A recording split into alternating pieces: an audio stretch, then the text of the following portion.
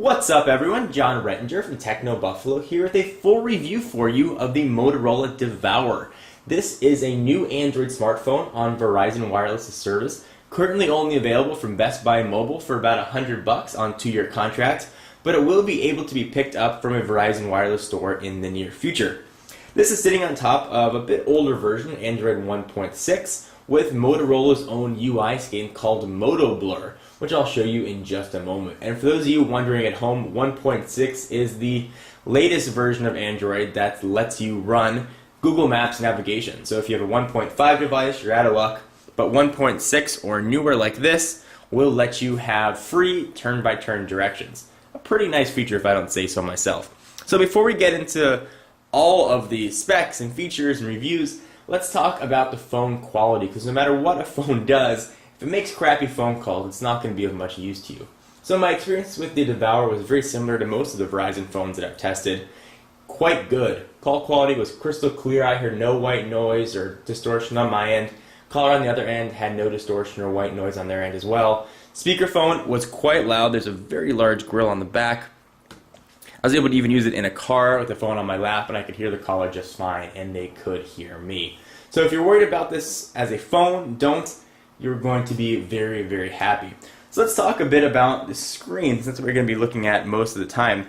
It's a 3.1-inch screen with a very, very, very large bezel. It is a 320 by 480 resolution, 16-bit colors, a bit over 600 or 65,000. The bezel, though, is a bit weird. This is sort of where the phone gets a bit quirky. It's got a very large front facade, not much of which is taken up by the screen. You've got 3 capacitive buttons here at the LED indicator. You may see blinking blue, but that's really the gist of it. You've got an optical trackpad right here, which we'll talk about in just a minute. The phone, for as large as it is, has a very small screen. It becomes apparent when you're holding the device. It's got a lot of weight and heft to it. It's certainly by no means a thin phone.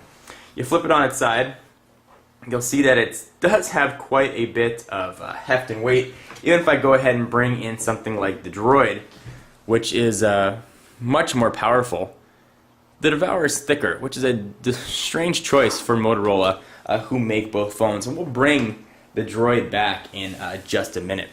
So navigation-wise, you do most of your navigation on screen or using this optical trackpad. Generally, I've liked optical trackpads in the past. I don't think the implementation here works all that well. Scrolling on it was not very smooth.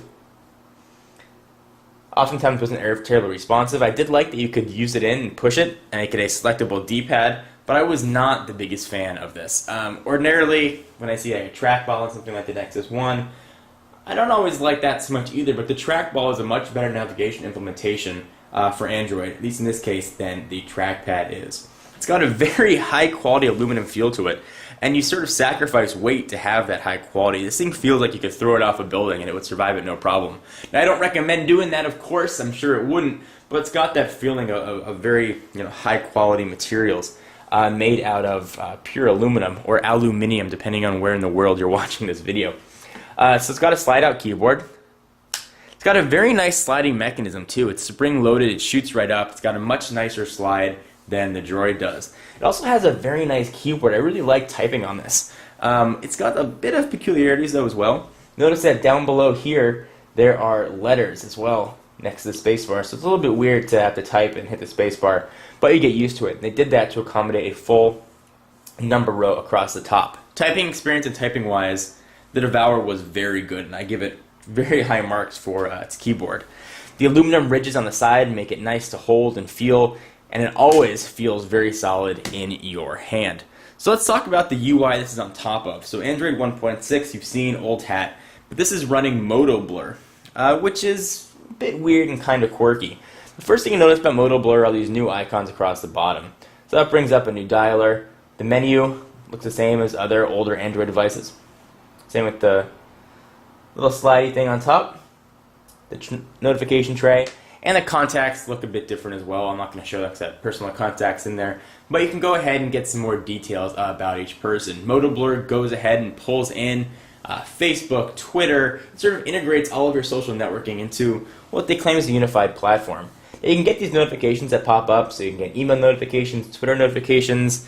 You can send a notification to see what one person's doing or all your Twitter followers are doing right on your home screen. If you're a big social networker, you may like that. I use Twitter quite a bit, as some of you may know, but I actually turned off a lot of these Moto Blur features. I just turned these back on for demonstration purposes. I dragged them all right in the trash. I ended up using this phone just as I would a stock Android device and pretty much ignored Moto Blur. I did like having the contacts right down below, but I could easily get rid of that and just put a shortcut on the home screen. So if you're looking to purchase this for Moto Blur and you think it's going to be a very cool, immersive UI, it's really not. I think Android itself is very usable and easy to use. So Moto Blur seems a bit superfluous, at least in this case, and in its current iteration. Perhaps in future versions it'll gain a bit more utility. But right now I found it to just get in the way. And not only that, it's also very processor and memory intensive because it's always pulling information, so it's going to drain your battery faster if you've got all those widgets open.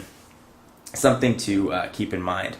I've had some issues in the past with capacitive buttons, like on the Nexus 1. These work quite well. I didn't have any issue when I wanted to tap them. Menus came up quite nicely. One thing you're going to notice too, there's different notifications than you get on a standard Android device. These are the Moto Blur notifications. To go in and pull out the Droid here, you can see that there are a very different array of buttons on the bottom. Back button, menu button, home button, and search. You get your back and search, but your menu button sort of looks like a foursquare. Just a bit different. If you're familiar with other Android devices and you pick up the Devour, don't want you to look at this and be like, what the heck is going on? So something to keep in mind. So seeing as I just brought the Droid in, it's kind of hard to review the Devour without thinking about the Droid, since they're both on Verizon's network, and there's about $100 price difference between the two. In some cases, $50 depending where you go. But not a significant amount of money between them.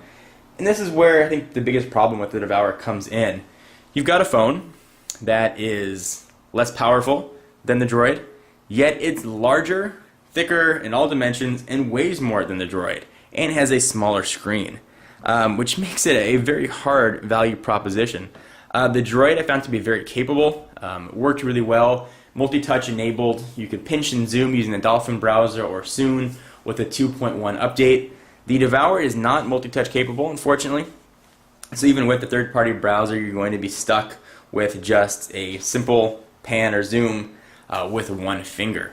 So I've got a very hard time recommending a device with completely inferior specs, but a larger package. And those inferior specs translate to the camera on the back without a flash, whereas the Droid, you're going to get a 5 megapixel camera versus the 3 on the Devour, and again, no LED flash. It's just very hard to recommend the Devour. I'm not sure who Motorola and Verizon are targeting with the Devour. Certainly, probably the feature phone crowd is maybe looking for a texting device with a bit more capabilities, but still for $100 more, you're getting so much more with the Droid. Perhaps the Devour was $50 or free on a contract. I could really see its niche and see its value and say, you know what, this is a great phone if you're looking to sort of get into the Android world and get a bit more powerful device. But for its price, I got a very hard time recommending it.